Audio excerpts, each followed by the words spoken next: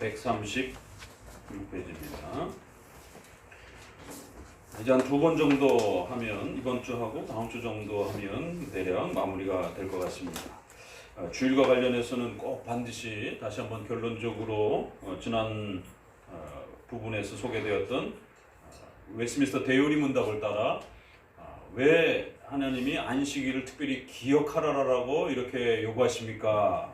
그 특별성 때문입니다 라고 하면서 주일을 올바르게 거룩하게 지켜야 되는 이유와 관련해서 왜 그렇게 기억하라라고 꼭 강조하는 그러한 특별성이 있는가 했을 때 4개를 꼭 기억해야 된다라고 하면서 그러한 대요리 문답의 내용들이 동일하게 여기서도 소개되었던 것을 보게 됩니다. 꼭 기억하십시오. 창세기의 그 말씀을 따라서 적어도 안식일은 하나님의 안식일, 하나님의 소유 개념으로 그렇게 표현되어 있다는 거예요. 그래서 안식일과 관련해서 항상 말할 때는 우리의 안식일이 아니라 하나님의 안식일, 하나님의 것이다라고 하는 하나님의 소유성에 대한 강력한 인식이 있으셔야 된다는 거예요. 결국 창세기 에덴 동산에서 아담과 하와에게 선악과를 절대로 건드리지 말라라고 하셨을 때는 그 선악과가 아까워서가 아닙니다. 동일한 신앙의 원칙이 형성이 돼 있는 겁니다. 다만 아담과 하와는 인류의 시조로서 대표로서의 그 행위 언약을 지켜야 되는 대상으로서의 그 내용이 다를 뿐이지 하나님의 말씀을 어떻게 지켜야 되는지에 대한 그 방식에 있어서는 우리도 동일한 방식으로 서 있다라는 것이 절대로 하나님의 것을 건들지 말라라고 하는 그런 의미로서의 선악과를 하나님이 가르치신 것입니다. 너가 너의 인생의 주인이 아니고 너의 시간, 너의 공간, 너의 삶 전체가 하나님의 것이다라고 하는 것을 강력하게 가르쳐내는 중요한 신앙의 도구였다라는 것이죠. 선악과는. 그것조차 건들게 되면 마치 자기가 온 세상의 주인인 것처럼 결국 그런 일이 벌어질 수 있는 것이죠. 그래서 하나님은 다 주실 수도 있지만 선악과라고 하는 특정한 대상을 구별해서 절대로 손을 대지 못하도록 그래서 하나님이 주인이시다라고 하는 하나님의 소유권을 강조하시면서 이건 건들지 말라라고 하는 그런 강력한 구별성을 가르쳤던 겁니다. 오늘 우리에게도 여전히 우린 인간이기 때문에 더더욱이나 우리는 죄 이후에는 더 그런 강력한 신앙의 훈련의 수단이 필요한 그런 형편에 놓여져 있습니다. 그래서 한편으로는 예수 그리스도를 통해서 그 죄로부터 구원해내시고 또 한편으로는 이렇게 신앙의 규범을 따라 하나님 앞에 어떻게 서야 하는지에 대해서 강력하게 은혜의 수단들을 통해서 가르쳐가는 것입니다. 그래서 주일은 건들지 말라라고 하는 이건 하나님의 것이다라고 하는 하나님의 소유 그래서 시간, 공간 이런 모든 삶에 있어서 하나님의 것이다라고 하는 인식을 배울 수 있도록 적어도 주일의 하루를 하나님이 구별하셔서 이건 절대로 건들지 말라라고 하는 너의 시간 같지만 너의 것이 아니다라고 하는 너의 삶에 속해 있지만 너의 삶의 것이 아니다라고 하는 그래서 적어도 하나님의 것을 구별할 줄 아는 이런 훈련을 받지 않게 되면 하나님을 왕으로 섬긴다 하면서도 결국 자신이 주인처럼 살아가는 이런 일들이 벌어지게 된다는 것이. 그래서 반드시 하나님의 소유를 두려워할 줄 아는 하나님의 것을 존중하며 살아가는 이런 신앙적 세계관을 주일을 통해서 가르치도록 그렇게 하나님은 구성해 놓으셨다는 거예요. 하나님의 소유권. 그래서 하나님이 친히 쉬시는 모범을 보이셨다는 거예요. 하나님도 쉬시는데 어떻게 그의 피조물들이 감히 하나님이 쉬시는데 하나님의 행동을 넘어서려고 하는지. 하나님은 특별한 목적을 가지시고 그렇게 주일에 안식하시고 쉬셨다라고 말하는 것이. 그래서 우리에게 본을 보여주셨다라고 말하는 것이. 그런데 성도들은 그 하나님이 쉬셨다라고 하는 그 모범적 행위조차도 무시하고 주일날 자신의 이익을 위해서 일상적 일을 하려고 하는 이러한 부분들을 쉽게 생각해서는 안 되는 것입니다. 하나님조차 그날에 쉬셨다라고 하는 하나님께서 계획하신 특별한 그 하나님의 창조와 섭리의 거대한 역사를 위해서 우리에게 스스로 쉬시면서 이날은 쉬어야 된다라고 하는 강력한 하나님의 모범을 보여주셨음에도 불구하고 만약 그 주일날 일을 하고 여러분의 개인의 이익을 위해서 움직이게 된다라면 하나님을 무시하는 행위가 된다라는 거죠.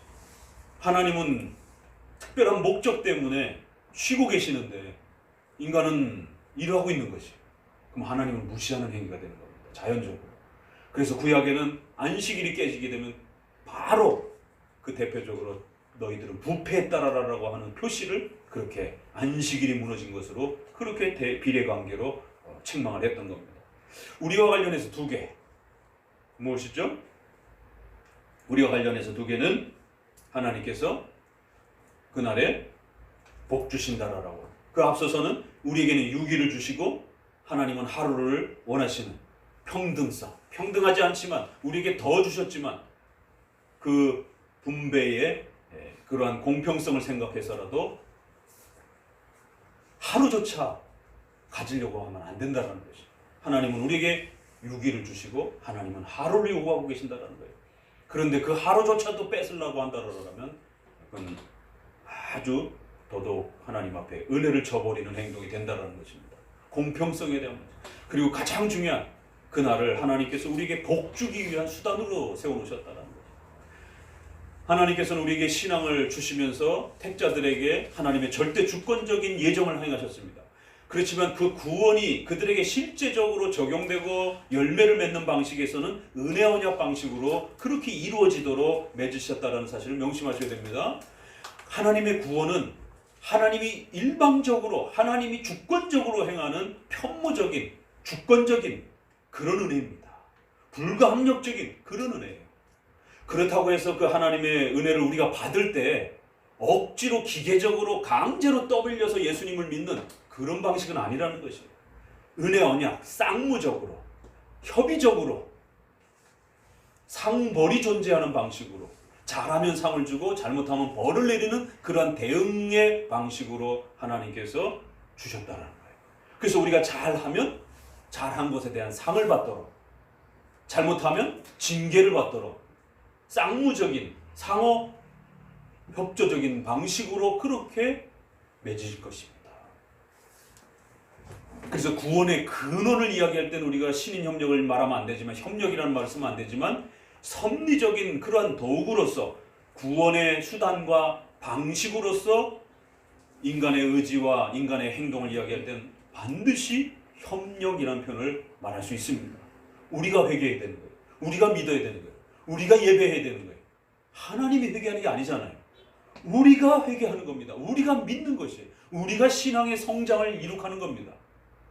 그래서 우리의 행위와 의지가 하나님의 또 은혜와 또 서로 조화를 이루면서 우리가 잘하면 그것조차도 하나님이 주신 것에도 불구하고 은혜 언약이란 상호 협조관계로 서로 약속을 맺은 거예요. 그래서 인간이 잘 지키면 하나님은 반드시 복을 내려야 되는 그런 언약적 의무를 하나님 스스로 짊어지신 것이죠. 하나님 그런 의무가 없는 분입니다. 안 해도 되는 분입니다. 다 멸하셔도 되고 없애버려도 되고 새로 만드셔도 되는 거예요. 근데 하나님 스스로 낮아지셔서 아담에게는 행위 언약, 또 그 이후에는 은혜 언약을 통해서 너희가 예수 그리스도를 고백해라. 그러면 내가 너희를 구원시켜 주겠다라. 예수님을 고백도 안 하는데 강제로 막 입에다가 구원을 넣어주는 그런 방식은 아닌 겁니다. 그래서 반드시 너희가 자원해서, 너희가 원해서 스스로 그렇게 믿음으로 예수님을 고백해라. 그러면 하나님이 구원의 은혜를 주시겠다. 너희가 7계명, 8계명, 9계명과 관련해서 또 경제가 요즘에 많이 어렵고 그래서 우리 성도들하고도 또 우리 티타임 속에서 성도들의 생활에 이런 자립이 무너지지 않도록 주의해야 된다라고 당부를 더더욱 드렸습니다. 그럴 때 경제와 가정과 또 국가사회와 이런 부분에 대한 5, 6, 7, 8에 대한 모든 부분들에 대해서 성도들의 책임이 있는 것입니다. 제2원인으로서. 그래서 성도들이 잘하면 거기에 대한 비례관계로, 은혜 언약 관계로 그 혜택을 받는 거예요. 여러분이 게으르고 나태하면 거기에 대해서 벌을 받는 겁니다. 그게 상호 약속적 개념이라는 거예요. 약속은 서로가 짊어지는 것이에요. 그래서 하나님도 짊어지시는 거고 우리도 짊어지는 그런 언약 관계로, 언약, 약속이라는 말이 프라미스라고 하나. 하나님 스스로 우리를 위하여 그렇게 인류를 가운데 낮아지셔서 약속이라는 걸 맺어주셨다는 거예요. 그러면 약속은 서로가 묶이는 겁니다. 결혼이 약속으로 묶이는 것처럼 신과 인간이 그렇게 약속 관계로 묶인 것이에요. 그 가장 대표적인 약속이 주일 성수라는 겁니다. 그래서 주일 성수는 은혜 언약 방식으로 하나님이 맺어주신 겁니다. 그 은혜와 은총을 하나님은 택자들에게 절대 절대적으로 주권적으로 편무적으로 일방적으로 주시는 것이 근원적 성격입니다. 그러나 그걸 주는 방식에 있어서는 상호 협조적 방식으로, 그래서 서로 약속으로서 상과 벌이 집행되는 방식으로 그렇게 우리에게 주신다는 거예요. 그런 비례관계로 집행해 가신다는 거예요. 그래서 우리 성도들이 주일 성수를 잘 하게 되면 주중에 6일에 여러분의 삶에 혜택을 받는 것이, 주일을 잘못 보내게 되면 주중에 6일에 엄청난 징계를 받는 비례관계로 주셨다는, 이걸 명심하셔야 됩니다. 이게 지금 다 펴졌습니다. 한국교회는 주일을 비웃고 또 전염병과 이러한 것을 빌미로 삼아서 주일에 이러한 부분들을 엄숙하게 잘 지켜왔던 행위와 성도들의 이러한 태도들을 갖다가 율법주의와 엄격주의처럼 이렇게 비난하면서 다 지금은 거의 다 90% 이상 무너져서 이렇게 엄격하게 철저하게 주의를 지키는 이러한 가르침들을 찾아볼 수 없는 그런 시대가 된 거예요. 사탄의 공격 전략이 바로 그런 데 있는 겁니다. 주의를 못 지키도록 망가뜨리면 교회는 그냥 저절로 그냥 망가져 버립니다. 공격을 할 때 어디를 공격해야 제일 먼저 무너지고 가장 철저하게 무너지는지 사탄도 바로 그 부분을 전략적으로 공격하는 것이, 구약에도 그랬고 신약에도 그렇고 2000년 교회사가 그랬던 것이. 그래서 우리 장로교인들의 별명을 엄밀한 주일 성수주의자들이라고 하는, 주일 성수라라라고 하는 그 별명이 우리에게 붙은 겁니다. 일반인들은, 로마 카톨릭과 일반인 복음주의자들은 주일 성수 개념을 생각하지 않습니다. 뭐 지켜도 되고 안 지켜도 되고 내가 편의에 따라서 얼마든지 자유 선택을 하는 것이지, 장로교도들과 청교도들만이 주일 성수라는 개념을 고집해왔던 거예요. 그래서 지금도 성수라는 개념을 굉장히 싫어합니다. 일반 복음주의권에서는. 왜 그걸 성수라고 말을 하느냐. 성수라는 말에는 굉장히 강한 이 신념이 들어가기 때문에, 오늘 우리 시대가 무슨 율법주의냐 막 이러면서 왜 자꾸 성수라 그러냐, 성수 빼라라라라. 이런 부분에서 주일 성수는, 안식일은 언약관계로 우리에게 복을 주시기 위한 수단으로 하나님이 세워주신 거기 때문에 그걸 우리가 소홀히 하게 되면 주중에 6일에 우리의 의식주와 관련된 것, 경건에 관련된 것 아무런 보장도 없게 됩니다. 그러면서 여러분이 주일을 허술하게 지내고 일주일에 돌아가서 주중에 여러분의 의식주와 관련해서 하나님 이게 필요합니다, 기도해 보세요. 하나님 쉽게 안 들어주십니다. 이게 약속이라는 거예요. 이사야 1장 펴보세요. 너희가 아무리 많이 기도할지라도 내가 너희들의 기도에 대해서 안 듣겠다라고. 너의 하나님이 무능력해서가 안 듣는 게 아니다. 너의 손에 피가 가득하다. 너희의 삶에 악행이 가득하다. 이러면서 그 악행이 뭡니까? 이러면 도덕적인 것도 있지만 경건과 관련해서는 안식일 문제가 제일 먼저, 마지막 58장에까지 끝날 때까지, 이사야 우리 이번에 끝났지 않습니까? 명심하셔야 돼요. 그래서 우리 성도들이 경건을 회복하려면 주일 성수를 회복해야 됩니다. 또 여러분의 의식주의 삶에 있어서 여러분이 삶의 이러한 경제적인, 또 세계 경제가 어렵고 이런 힘들고 어려운 시절을 또 이겨내고 잘 안정감 있게 세워져 가려면 반드시 주일 성수에 대한 부분들을 이겨내시고 잘 세워가셔야 됩니다. 그래야 주중에 여러분이 혹시라도 몸에 병이 들고 아픈다 할지라도 하나님 앞에 치료를 위해서 기도할 때 하나님이 도와주시는 거죠. 경제적인 어려운 고통들을 겪을 때 예기치 않는 또 방식으로, 다른 사람들은 또 다 어려움에 이런 사업이 망해져 가는데 이쪽 크리스찬의 사업만 훨씬 더 잘 번창해가는 이런 놀라운 일들이 벌어집니다. 정말 간증거리 같은 일들이 벌어지는 것이. 어떤 데는 남대문 시장, 동대문 시장 불이 다 탔는데 그 신실하게 잘 신앙생활했던 그 성도의 가게만 불이 안 탄 거예요. 이거 어떻게 과학적으로 설명할 길이 없어요. 그런 일들이 우리 주변에는 크리스찬의 삶 속에 무궁무진합니다. 이걸 어떻게 우연이라고 말할 수 있겠어요? 과학적으로 설명할 수 없는 신비로운 그런 하나님의 도우심과 역사가 그렇게 생생한 것이. 그래서 감히 하나님을 없다라고 말할 수 없고, 하나님의 섭리를, 하나님이 우리를 안 도와주신다라고 감히 말할 수 없는 아주 너무나도 명백한 그 신이 존재하시고, 그 신이 우리 성경에서 믿는 그 하나님이 우리를 돕고 계신다라고 하는 그런 강력한 위로를 얻게 되는 것입니다. 또 실제적 그 혜택을 또 누리게 되는 것이고. 그래서 이제 안식일 굿즈와 관련해서 이런 청교도의 웨스트민스터 계열의 청교도들이 얼마나 어떤 수준으로 이 주일에 대한 개념을 생각해 왔는지들을 잘 이해하시고, 특별히 우리 자녀들이 있는 이제 이러한 부모 세대들은 자식들에게 반드시 가르쳐내야 됩니다. 영어 학원, 수학 학원 다니는 것만 중요한 게 아니라 아이들에게 어려서부터 주일 성수를 잘하는 훈련을 남겨두시고 그렇게 생을 마감해야 그 아이들이 하나님 앞에 의식주와 관련해서 경건과 관련해서 복을 받는 겁니다. 그리고 11조 생활에 대한 태도들, 이 두 가지 부분은 경건 생활에 있어서 아주 중요한 기초 원리가 되는 것입니다. 그래서 주일 성수와 최소한의 11조에 대한 이러한 부분들은 비록 11조에 대한 부분도 우리가 율법주의는 아닙니다. 구약처럼 그건 당연히 조금만 생각해도 아는 것이에요. 아니 어떻게 짐승이라든가 가축이라든가 곡식의 11조를 할 수가 있습니까? 지금 우리가 농사도 안 짓는데. 구약의 11조는 전부 다 농산물의 그 소산물에 열매를 갖다 드리는 것입니다. 얼마 전에도 카페에 누가 그렇게 11조를 돈으로 냅니까? 아니면은 뭘로 내는 겁니까? 구약은 전부 다 가축이나 농산물로 내는 거예요. 거기에 그 농사를 통해서 하나님 앞에 감사로 바치는 거니까. 아무도 안 하잖아요, 우리가 지금은. 당연히 또 안 하고 있고. 근데 뭘 거기다 율법주의냐 아니냐를 묻고 있냔 말이에요. 당연히 우리는 율법주의로 하지 않습니다. 그리고 예루살렘에 갖다가 바쳐야 되는데 말이 됩니까 그게? 우리는 당연히 율법주의가 아니에요. 그런데 많은 자꾸 복음주의자들이 청교도와 칼빈주의 이런 11조의 개념들을 마치 율법주의인 것처럼 11조라고 하는 그 용어를 쓰니까 그 용어를 비록 쓴다 할지라도 교회적 그러한 질서 속에서 자유헌금 아래 그러면서도 또 책임을 가지는 그러한 개념 아래에서 함께 교회를 섬기고 또 자신의 신앙의 원리로서 하나님 앞에 헌신하는 그런 원리로서 또 이러한 헌금의 중요한 정신들을 세워가게 되면 반드시 하나님께서 우리 성도들의 후손들의 또 삶을 지켜내시는 것이. 요즘에 유튜브 보면 별소리가 다 나와요. 주일에서 성수자 떼라는 거, 11조 하지 말라라는 거, 원문에 없다라는 이런 식으로. 참 기가 막힐 일이죠. 그리고 주일 지키지 마세요. 그리고 성도들에게 11조 훈련시키지 마세요. 그럼 교회 어떻게 유지할 거예요, 당장? 그 너무나 또 어린애 같은 장난입니다, 그게.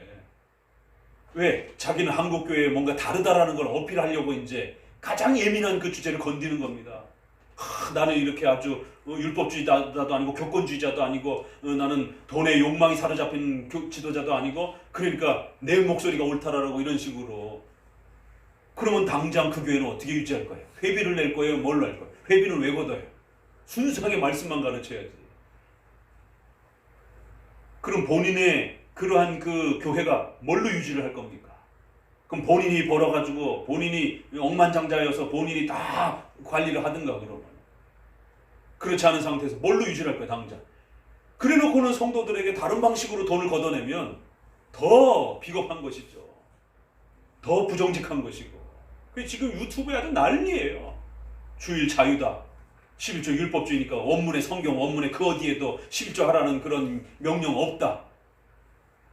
인간의 욕망과 자유를 갈망하는 그러한 욕망 앞에 얼마나 또 딱 들어맞는 가르침입니까?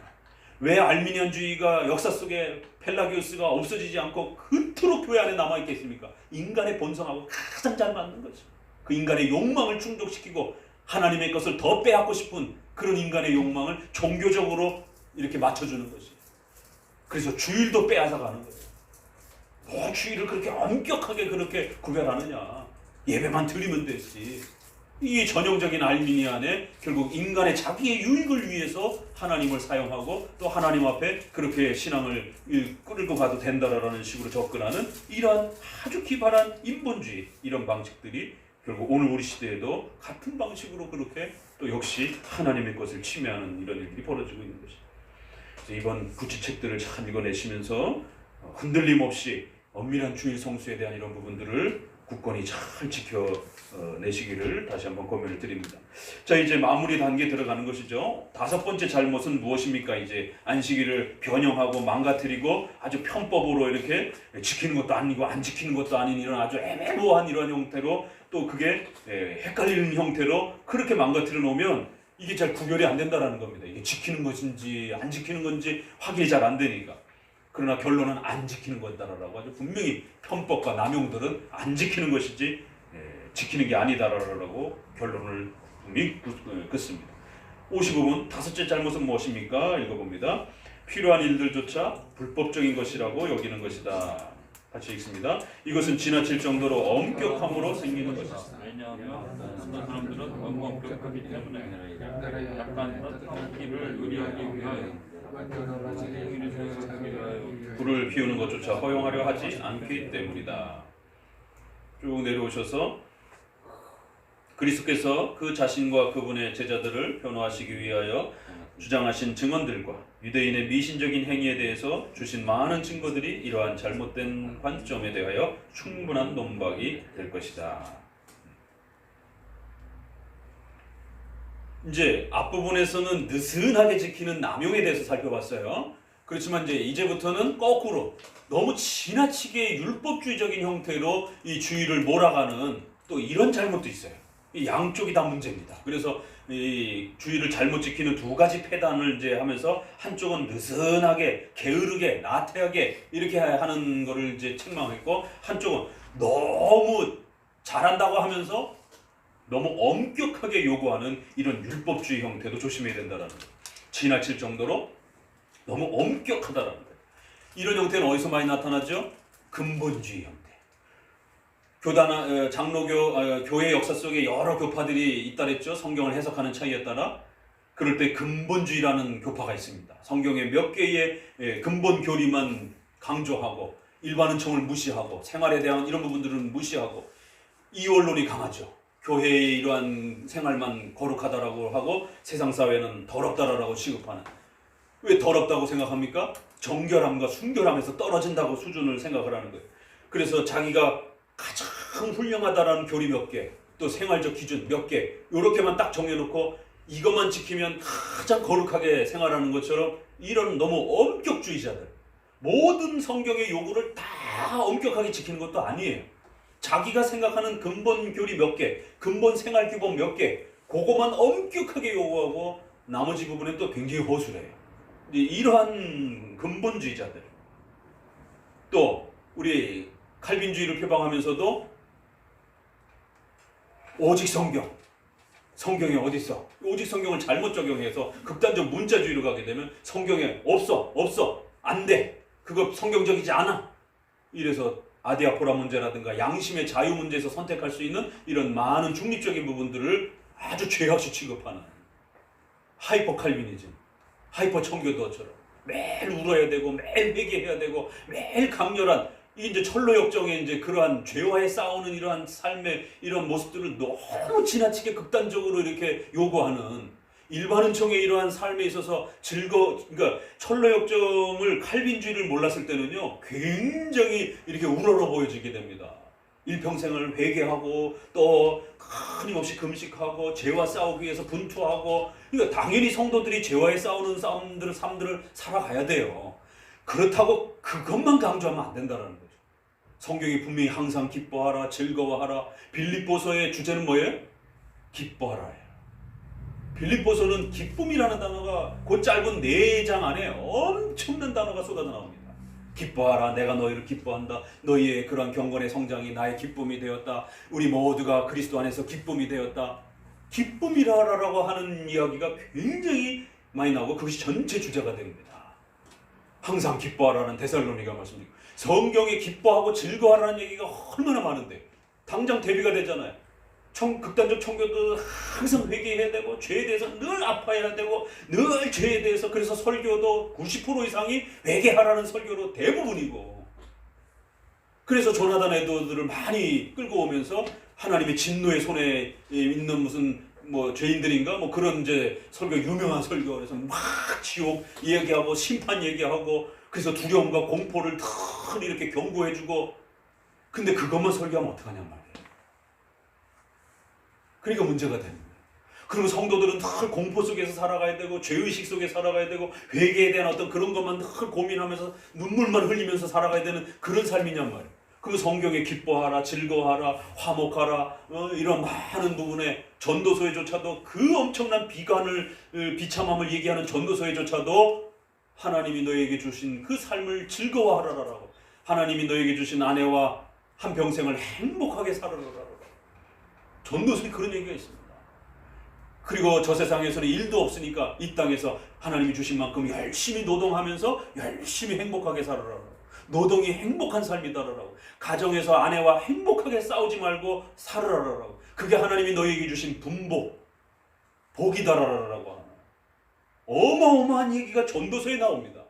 가정과 노동의 이러한 삶을 행복하게 살으라라라고. 전도서는 아주 비관적인 그러한 삶처럼 이렇게 서두를 헛되도다라고 강력하게 끌고 가면서도, 그럼에도 성도들이 십계명 아래에서 하나님의 뜻을 올바로 선택하고 바르게 분별하면서 그렇게 순종하면서 살아가게 되면 그건 굉장히 행복하고 즐거운 것이다. 소율이 문답 1부는 어떻게 시작합니까? 하나님 앞에 우리의 죄를 반성하고 각성하고 아니잖아요. 하나님을 영화롭게 하며 그 하나님을 영원토록 즐거워하라. 그래서 존 파이퍼는 약간 좀 오버해가지고 우리 신앙의 근본의 핵심은 희락주의다 이렇게까지. 청교도주의자들은 뭐라 그래? 우리 신앙의 근원적인 어떤 핵심은 슬픔이다, 회개다 이렇게 했는데, 파이퍼는 희락주의를 또 이렇게 주장합니다. 희락주의라는 단어를 만들어가지고 너무 극단적인 양쪽 극단인 것이죠. 하이델베르그 소율 문답의 회개가 무엇입니까? 죄죽임, 의로삼. 이렇게 간단하게 외우셔야 됩니다. 회개란 죄죽임, 의를 향한 결단, 의로삼, 죄죽임 둘로 나눠져 있다 이렇게 이야기를 하는 거예요. 그래서 한편으로는 죄와 관련해서 아파하고 괴로워하면서 신앙의 회개를 통해서 성화를 성장해 가는 거예요. 그러나 그 회개는 단순히 울기만 하는 게 아니라 옳은 하나님의 십계명의 올바른 뜻을 향해 나아가고 순종했을 때 거기서 찾아오는 즐거움과 의를 누리는 그 기쁨을 누리면서 살아가는 것이 진정한 회개라는 것이에요. 그러니까 다른 겁니다. 그래서 이렇게 주일에 이런 부분을 우리가 철저하게 지켜야 되지만 극단적으로 엄격하게는 그런 개념은 아닙니다. 이걸 오해할 수가 있어요. 그래서 분명히 하이퍼 칼비니즘, 하이퍼 청교도와 다르다라는 것. 정통 개혁주의는 그런 지나친 엄격함, 섭리의 배려와 허용적 섭리에 대한 이해도 없는 극단적인 문자주의의 엄격함이 아니라는 걸 명심하셔야 됩니다.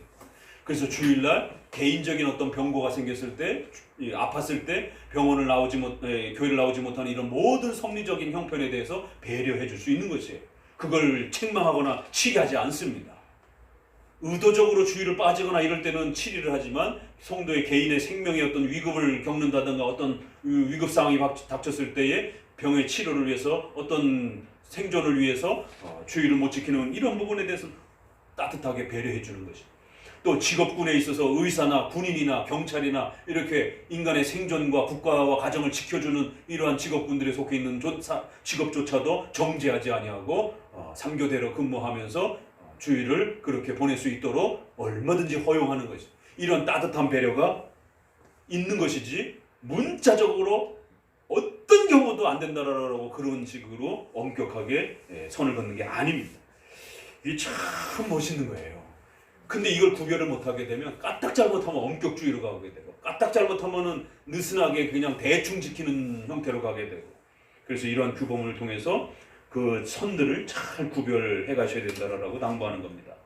자, 그럼 이제 본격적으로 좀 더 이런 5가지 견해들의 이제 오류가 생기는데, 이 엄격함들이 어떤 엄격함들이 있느냐면 56문 6번째 잘못은 무엇입니까? 다 예. 그래서 어떤 형태로 이제 그 오류가 벌어지냐면 이제 몇 가지를 소개하는 가운데, 다른 사람으로 하여금 그날을 지킬 수 없도록 그렇게 또 강제하는 거예요. 이거는 사장들이라든가 주로 윗사람들이, 부모라든가 남편이라든가 이런 권위를 가진 사람들이 아랫사람들을 주의를 못 지키게 하는, 자기는 주의를 지켜요. 이제 이런 일들이 벌어지는 거예요. 자기는 주일 예배를 드리러가면서 자기 사업터라든가 이런 데서는 종업원들은 일을 시키는, 그러니까 이게 주의를 지키는 것도 아니고 안 지키는 것도 아니고 그 사람의 일터잖아요. 그 사람의 모든 사업장이잖아요. 자기가 주인이잖아요. 그 혜택은 자기에게 다 돌아오잖아요. 주일날 장사한 게. 그러면서 자기는 예배를 가요. 근데 그 주일날 장사에서 이득한 건 다 자기에게 돌아와요. 이런 식의 편법들이 일어난다는 거예요. 그래서 조심해야 된다는 겁니다. 자, 중간에 혹은 다른 사람들이나 혹은 자기 신의 책임하에 있는 사람들이 주님의 날을 거룩하게 지키게 하기는커녕 오히려 그들이 주님의 날을 지키는 것을 방해하고 지키지 못하도록 괴롭힌다. 밑에서 5째 줄 정도의 종들에게 일을 시키고 다른 사람들에게 세속적인 일을 시키는 모든 사람들이 이 계명을 거스리는 것입니다. 자, 또 넘겨봅니다. 7번째 잘못은 무엇입니까? 인식을 거룩하게 하는 대로 마음 쓰는 사람을 다시 읽습니다. 많은 사람들이 스스로 잘못 생각하여 속을 뿐 아니라 그들의 불경건과 마음과 의지에 미혹된다. 그로 인하여 그들은 자신들보다 더 훌륭하게 안식일을 지키는 사람들을 참지 못하며 또한 그들이 행하는 것보다 더 하나님을 존경하고 그 경배를 보여주고 행하는 사람들을 참지 못한다. 그러므로 그들이 경건한 의무를 행하는 것을 포기하게 하기 위해서 수치스러운 이름, 즉 형식주의자, 청교도, 안식일주의자 혹은 유대인 같은 별명으로 그들을 낙인찍 비웃는 것이. 지금 우리가 코로나 사태에서 지금 딱 이게 400년 전 책인데 지금 우리에게 상황에 그대로 적용이 되잖아요. 이게 성경의 규범적 원리이기 때문에 그런 겁니다. 동일한 일이 반복되는 거예요.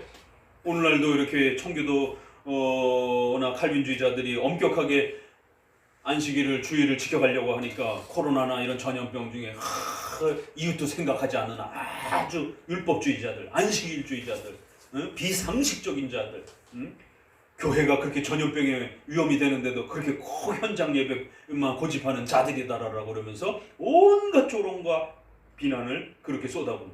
왜 그런가 하면요, 하나님이 정해주신 대로 안식일과 주일을 바르게 지켜가면 지켜갈수록 그렇게 안 하는 자들이 어떻게 돼요? 죄가 드러난단 말이에요. 그러니까 그 죄가 드러나는 자들이 견디지 못하는 거예요. 그러니까 같이 악을 범해야 하향평준화가 되는 거예요. 그럼 안심을 하는 겁니다. 뭐 죄도 안 지키고 얘네도 안 지키고 오순절들도 안 지키고 장로교인들도 안 지키니까 뭐 주일은 이렇게 안 지켜도 되는가 보나, 이렇게 하나님의 심판에 대해서 무감각해지는 거죠. 그런데 어느 이런 교파와 성도들이 엄격하게 이런 엄밀하게 철저하게 바르게 주일을 잘 지켜가고 있으면 혹시라도 쟤네가 맞는 거 아니야? 이러면 상대적으로 못 지키고 있는 자기네들은 혹시라도 잘못된 거 아닐까? 그런 생각들이 멈칫멈칫 든단 말이에요. 인간이기 때문에.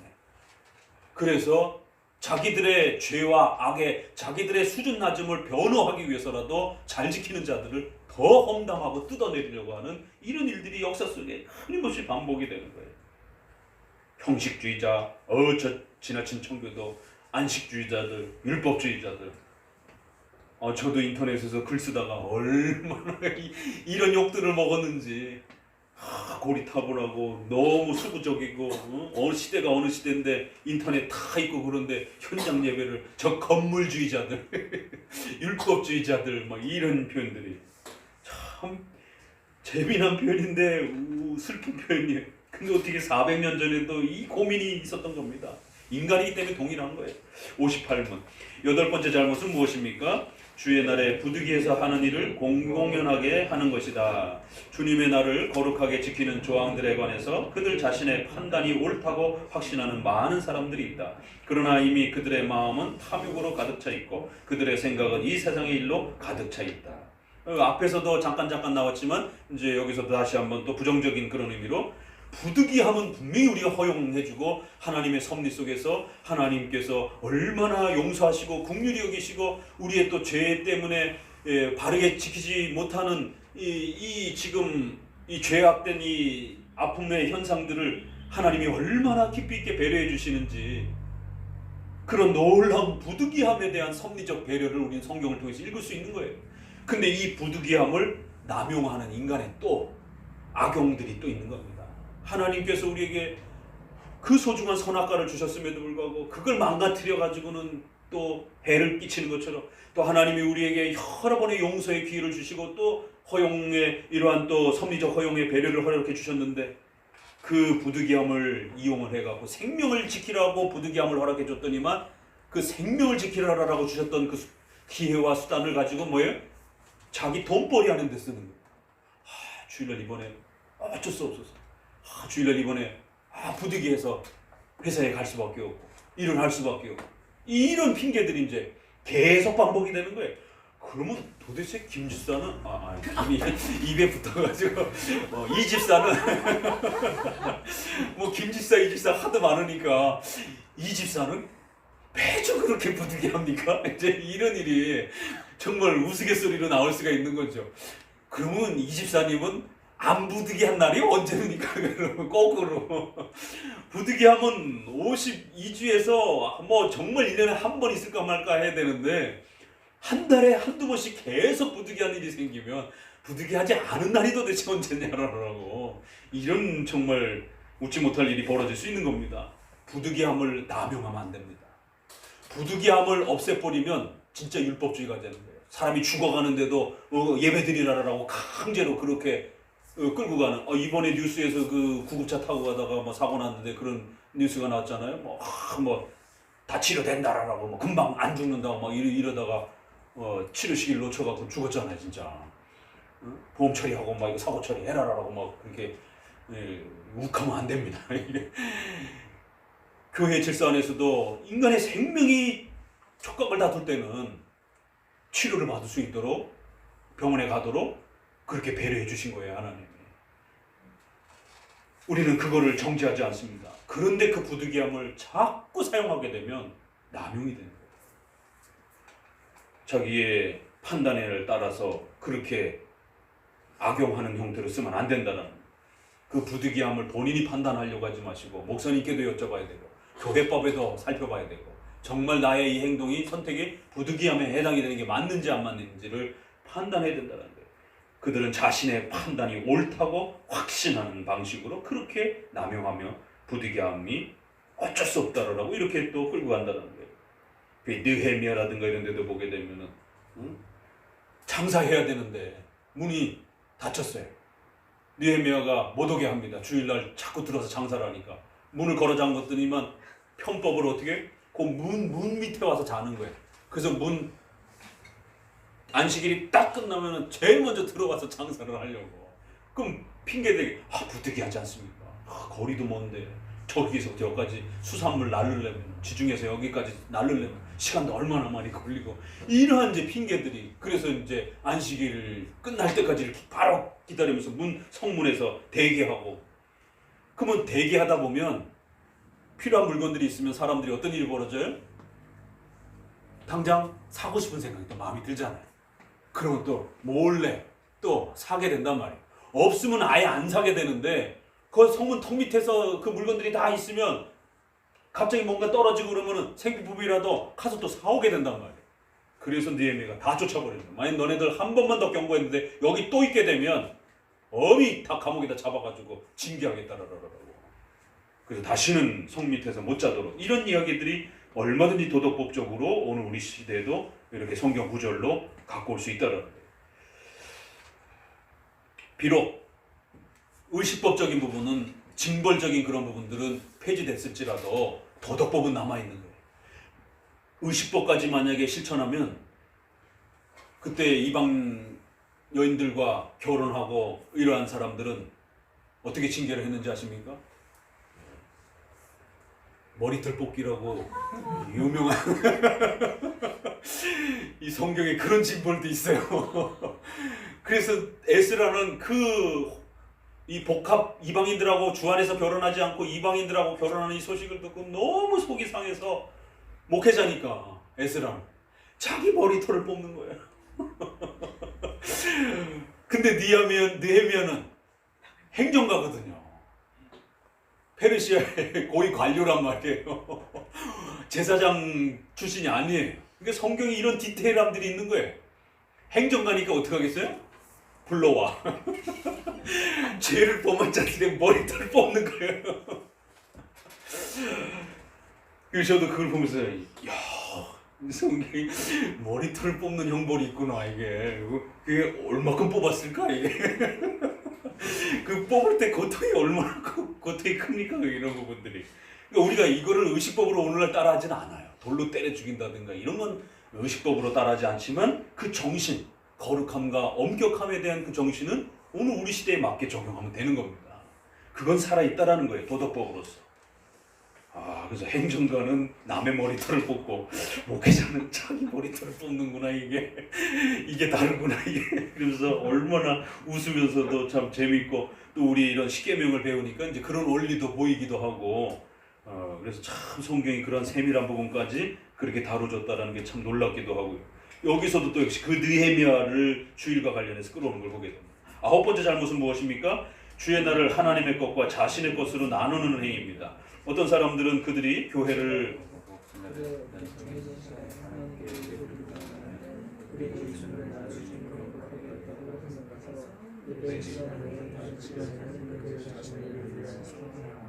여기도 에스겔서 43장을 끌어옵니다. 아니 주중의 날과 주일을 나눠서 주중의 거를 자기 걸로 취해야 되는데 주일을 반쪽에 가지고 또 하나님의 것과 자기 걸로 또 쪼개는 거예요. 그래서 일부 예배 갔다 오고 나머지 오후는 자기 시간으로 또 이렇게 편법으로 또 쪼개는. 주일은 하나님의 것이다라는. 그걸 왜 쪼개냐라는 겁니다. 그러니까 이런 편법도 그래서 예배 시간 외에 다른 시간에는 그들 자신을 위해서 쓰게 되는 이런 편법들이 일어나는 거예요. 양심에 이렇게 뜨끔뜨끔하죠. 이 글씨를 읽다 보면 오늘날 이렇게 지키지 않기 때문에 그런 거예요. 그래서 우리가 자꾸 이렇게 다가서도록 노력해야 됩니다. 60번 거룩한 의무를 행함에 있어서 차츰 지쳐버리는 것이다. 이러면서 이제 이것은 실증을 내고 지루하고 힘들어하고 이제 이런 부분들. 아모스서에 언제 주일이 지나서 언제 우리가 장사하고 언제 끝나느냐 이제 이런 불평과 원망들을 아모스서에도 쏟아내면서 주일이 너무 엄격하다, 너무 철저하다 이런 이제 불평들을 호소하면서 통치자에게 왕에게 좀 수준을 조건을 좀 낮춰달라라고 이런 요구들이 아모스서에 나옵니다. 그 아모스서는 어떤 성경입니까? 공의를 하수처럼 흐르게 하라라고 하는 이 오늘날 진보적 신앙하는 분들이 목회자들이 가장 많이 사회정의를 외치면서 아모스서를 끌어다 쓰는데 오히려 그 아모스서에 주일 똑바로 지키라는 얘기가 아주 중요한 내용으로 나오고 있는 거예요. 그래서 도덕적인 어떤 부패도 문제지만 또 성도들에게 있어서 주일 성수가 부패되어져 있는 안식일이 무너져 있는 그래서 도덕적인 수준도 높이고 안식일에 올바름도 회복하라라고 그렇게 아모스서는 오히려 두 개를 다 얘기하라는 겁니다. 그리고 우선순위도 주일 성수를 먼저 얘기를 하는 겁니다. 지루해하고 불편해하기는 이런 태도들. 자, 11번째 잘못은 무엇입니까? 그거를 지키는 척하면서도 주의 날을 속되게 하는 것이다. 사람들이 살고 있는 곳에 있는 정부와 사람들이 감히 위반하려고 하지 않는 그들의 지도자들의 법들은 소명받은 일상적인 일들과 그것에 의한 행위 또 모든 사람들의 관점에서 명백하게 주님의 날을 더럽히는 일들을 많은 사람들이 자제한다. 그러니까 겉으로는 자제해요.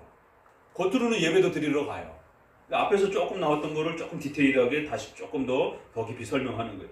그 지키는 척하는데 뒤로는 또 자기 이익되는 일들을 여전히 또 그렇게 하는 것이죠.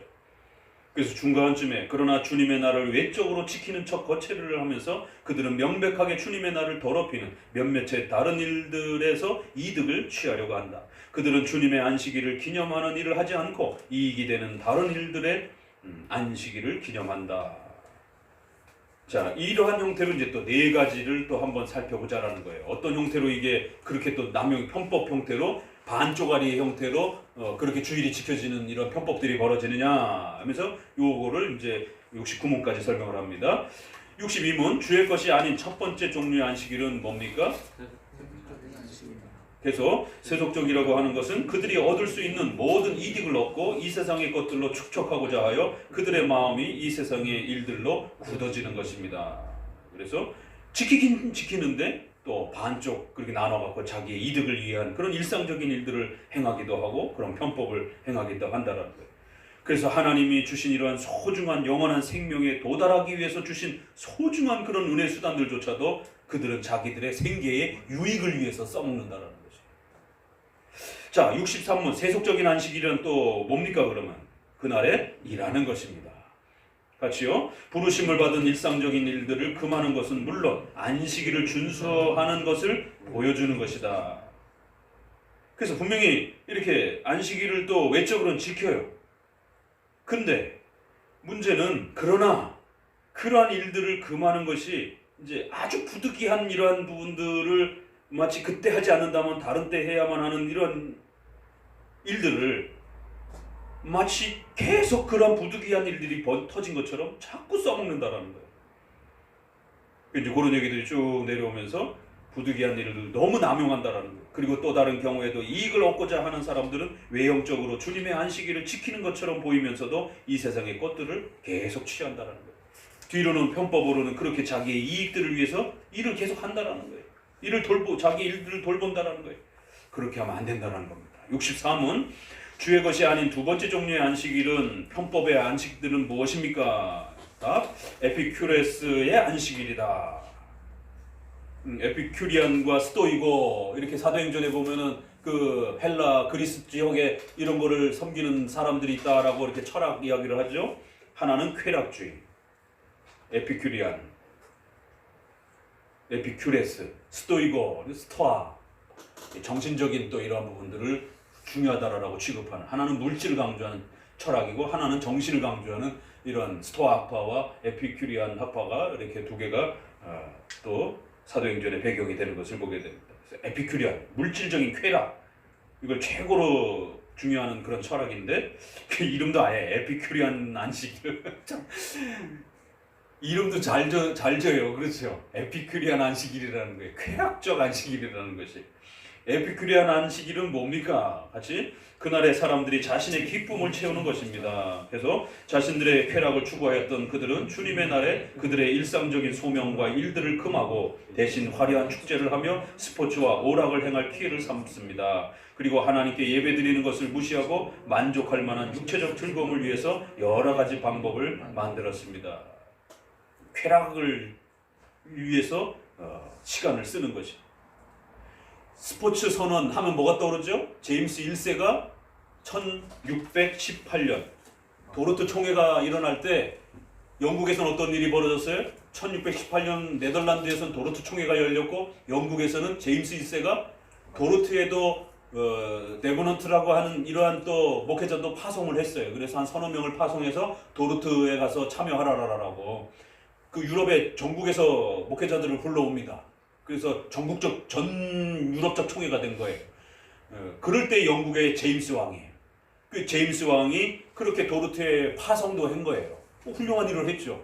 그런데도 또 이 제임스 왕은 또 청교도들을 또 파괴하려고 하는 또 그런 자기이기 때문에 스포츠 선언문이라고 하는 법령문을 만들어 가지고 이 청교도들이 24시간 온전히 예배드리고 성경책 읽고 또 성경 공부하고 찬양하고 이런 걸로 하루 종일 보내고 그러니까 이 교회를 어떻게 파괴해야 되는가?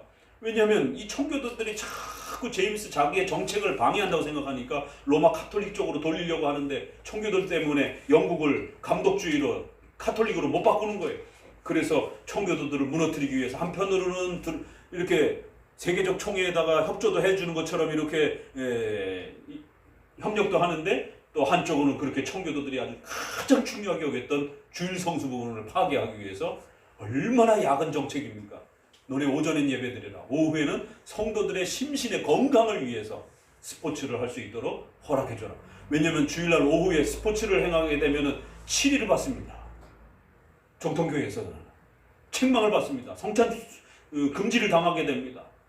주일날 말을 탄다든가 주일날 조기 축구회를 간다든가 뭐 이런 식으로 해서 주일날 스포츠 활동들을 하고 이러면은 책망을 받는 것이.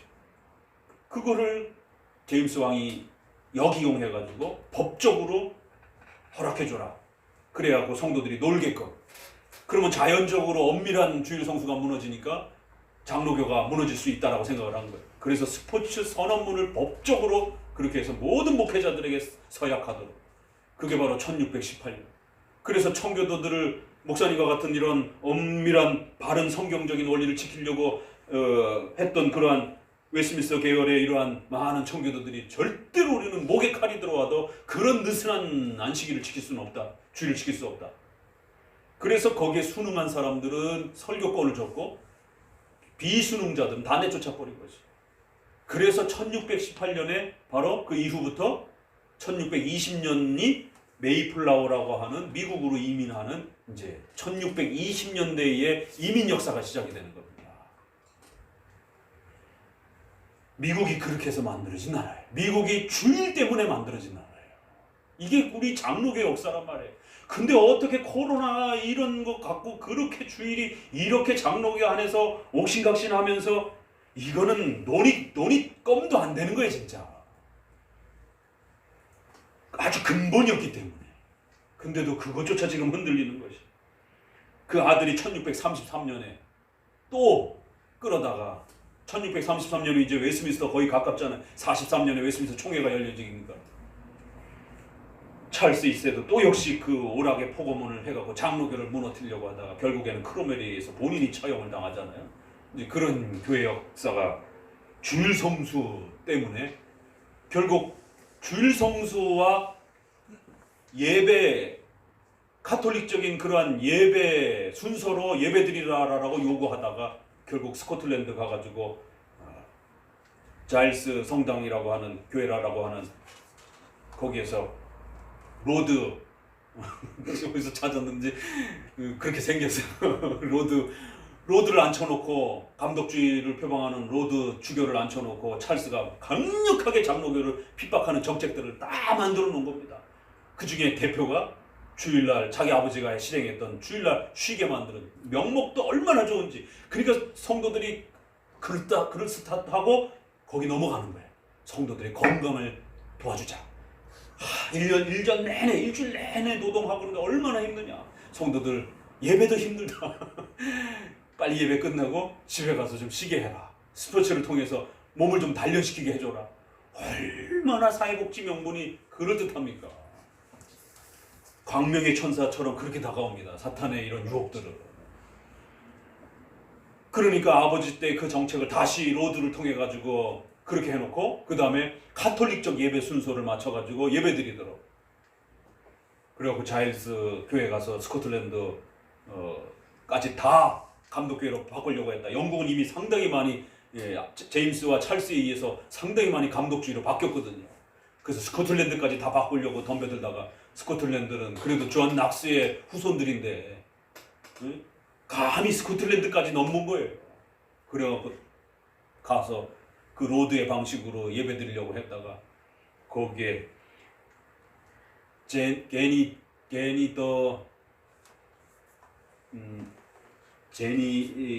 영식이 뭐 조금 저기에서 그 여성이 의자를 집어던집니다. 로드가 이제 찰스가 앉아 있고 이제 대표적으로 중요한 사람들 다 법적으로 불러 모아놓고 왕이 와서 예배를 드리니까 로드 주교의 방식으로 예배 드리도록 제니트 뭔데 그 여성이 나는 죽었다 깨나도 이런 식으로 카톨릭적인 순서에 따라서 예배 드릴 수 없다.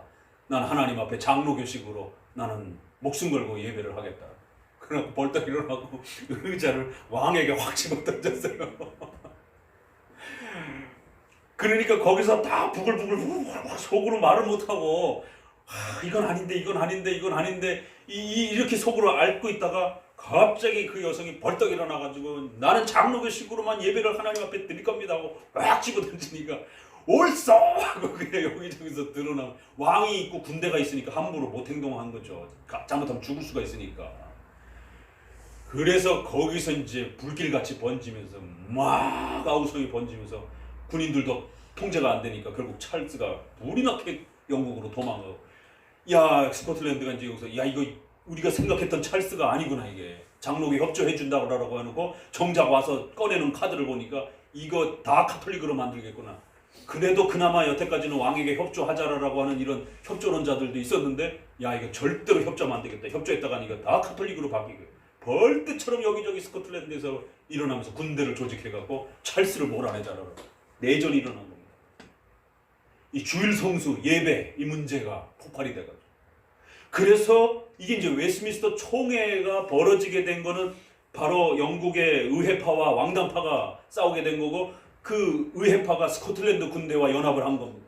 바로 스코틀랜드와 영국의 내란이 벌어진 그 촉발 사건이 바로 이 33년 이후로부터 본격적으로 이제 그렇게 감독주의로 카톨릭으로 바꾸는 그 정책 연속성상에 결국 40년 넘어가고 스코틀랜드까지 넘보려고 찰스가 건드렸다가 결국 그게 폭발하면서 결국 41년인가 결국 전쟁이 벌어진 거죠. 그래서 그 전쟁 중에 43년에 웨스트민스터 총회가 설립이 된 겁니다. 그래서 아예 스코틀랜드하고 이참에 영국하고 예배를 주일 성수 예배 질서 똑같이 만들자. 그래서 그러면은 스코틀랜드 그럼 우리가 군대 파송해 줄게. 이렇게 해서 영국 의회파를 군대 가서 돕기로 하고 영국 내란이 벌어지는 것이. 주일 성수 때문에 영국이 내란이 벌어진 겁니다. 주일 성수와 그 오락의 포고문 압박과 그리고 카톨릭식 예배 순서로 예배 드리도록 하는 이 두 가지 때문에. 우리 장로교인들은 여러분이 적어도 장로교인으로서 불려진다라면 우리 선조들이 어떻게 살아왔는지 주일 성수를 어떻게 이해하고 살아왔는지에 대해서 아셔야 되는 거예요. 그래서 이런 선조들의 책들을 읽어가면서 적어도 우리가 장로교인이라고 하는 수준 낮은 그런 복음주의 교인들하고 다르다라는 겁니다.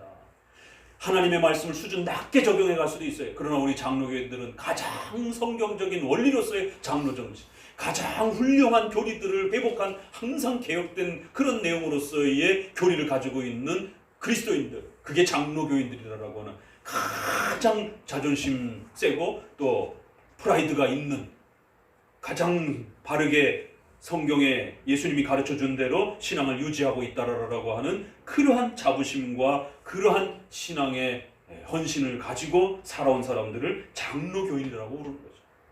그래서 장로교회가 무엇인지를 알아야 되고 장로교가 지켜가는 중요한 성경 해석의 기준 교리들을 잘 이해하셔야 됩니다. 그래야 장로교인으로 살아갈 수가 있는 것이에요. 자, 66번 주님의 것이 아닌 세 번째 종류의 안식일은 뭡니까? 짐승의 안식일이다. 더 센 단어들이 나오죠. 결국 이거는 노골적으로 주의를 핍박하는지 이런 악행들을 행할 수도 있다는 거죠. 크리스찬들이 교회로 예배 못 드리도록 핍박할 수도 있는 거고 불신자들이 핍박할 수도 있는 것이. 67문 짐승의 안식일이란 무엇입니까? 게으름 가운데 그날을 보내는 것입니다. 많은 사람들이 마치 짐승과 같이 그들의 소명받은 의무들을 쉬는 목적을 생각하지 않습니다. 주일날 쉬어야 된다는 게 어떤 의미인지를 모른다는 거예요. 주일날 자기 일을 중지해야 된다는 게 뭔지를 모른다는 거예요. 그래서 마치 짐승처럼 풀이나 뜯어먹고 뒹굴뒹굴 잠이나 자고 이런 식으로 짐승과 같이 그렇게 게으르고 나태한 방식으로 주일을 헛되게 보낸다는 거예요. 게으름 가운데 보내는 짐승과 같은 그러한 모습으로 행한다는 거예요. 68문엔 가장 센 게 이제 네 번째 종류는 마귀의 안식일입니다. 마귀는 당연히 교회를 파괴하려고. 그래서 성도인 것처럼 보이면서도 주일날 그렇게 예배드리는 걸 핍박하고 남편이 가족들을 주일날 대충 예배드리라고 일부 예배만 드렸으면 됐지 뭘 저녁 늦게까지 있느냐라고 아니 멀쩡히 같이 교회 다니면서도 그렇게 핍박을 하는 거예요. 이런 악행들을 행할 수도 있고 국가 정책을 가지고 국회의원이고 자기도 신자면서 그렇게 또 국가 정책의 진보적인 정책을 가지고 교회의 그런 사업들과 주일의 이러한 일들을 파괴하는 이러한 무서운 마귀적인 일들을 행할 수도 있다라는 것입니다. 베드로도 이 마귀 새끼야. 주임 목사님이 욕할 수는 없으니까 이 마귀 새끼야. 그렇게 쉽게 번역하면 이 사탄의 자식아 하면서 내 뒤로 물러나라. 너가 하나님 일을 생각하지 않고 어떻게 악한 마귀적인 일을 비록 마귀는 아니어도 우리 성도들도 죄를 범하게 되면 마귀의 일들을 무식함과 어리석음 때문에 동조할 수 있다는 것입니다. 그런 죄를 범할 수 있다는 것이죠. 마귀적인 안식일이 있을 수 있습니다. 마귀 안식일은 무엇입니까? 69문까지만 봅시다. 그날을 죄 짓는 날로 만드는 것입니다. 그래서 보색, 매춘, 음란, 더러움 이런 모든 술주정뱅이 또 이런 많은 형태를 통해서 주의를 파괴하고 못 지키도록 그렇게 여기서 자신들이 바로 마귀와 같음을 보여주는 것입니다. 마지막에 이렇게 편법으로 지키는 이러한 행태들을 다시 한번 경고하면서 주의를 올바르게 잘 지키도록 그래서 그 거룩함을 성별함을 유지해내도록 당부하고 있는 것을 보게 됩니다. 오늘은 여기까지.